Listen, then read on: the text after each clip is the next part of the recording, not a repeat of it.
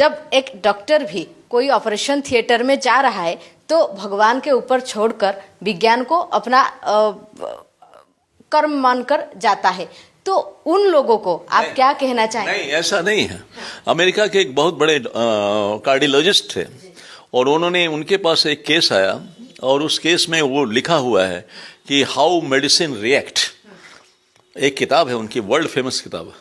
वो कभी नहीं मानते थे, वो ईश्वर विश्वर कुछ नहीं, वो अपना सर्जरी का उनसे बड़ा एक्सपर्ट कोई नहीं था। वो जब सर्जरी करते थे ब्लड नहीं निकलता था, माने बॉडी नस नहीं कटती थी। सो फाइन, सो एक्सपर्ट। और उन्होंने जब जिसको देखा उसका उन्होंने बोल दिया, उसके फैमिली को बताया कि 99% is no hope, but I am, since my duty I am going. तो जब गया तो वो कॉन्शियसनेस में था वो आदमी, तो वो ईश्वर को याद कर रहा था।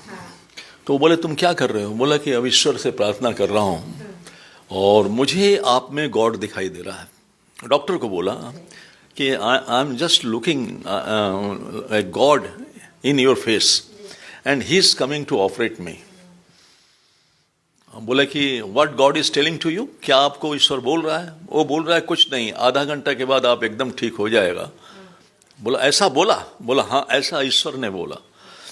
और उसके बाद जब उसका ऑपरेशन हुआ और ऑपरेशन के बाद वो डॉक्टर जो कह रहे थे कि हाँ I am 100% sure that 99% is no hope, but it is a futile exercise to operate this body, is almost dead.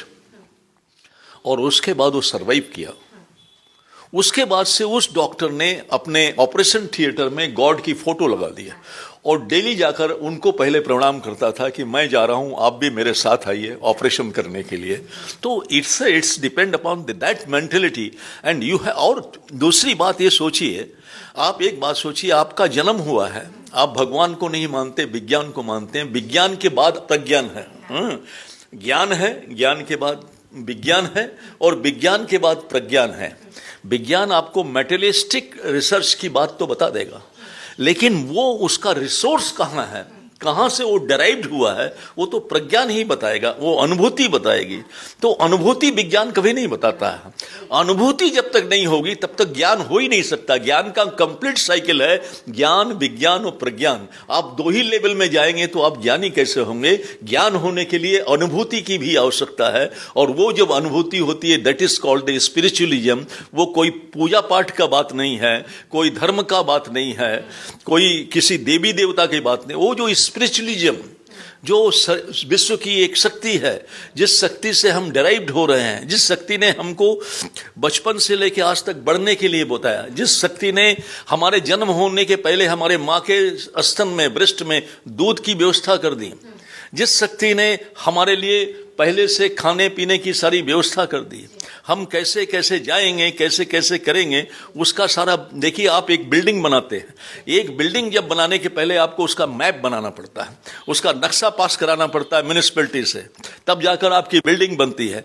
आपको भगवान कोई भी आपको भेज रहा है इस धरती में, आपका ब्लूप्रिंट तो बना होगा, पूरा जीवन का नक्शा, आप उसी से ये आपको नहीं मालूम है, इसलिए आपको लगता है कुछ नहीं है हम कर रहे हैं। हम कुछ नहीं कर रहे हैं, वो सारा जो है वो एक्सटेरेस्ट्रियल फोर्स जो है वो कराता है और उसी से होता है, और दुनिया में कुछ नहीं है, नथिंग।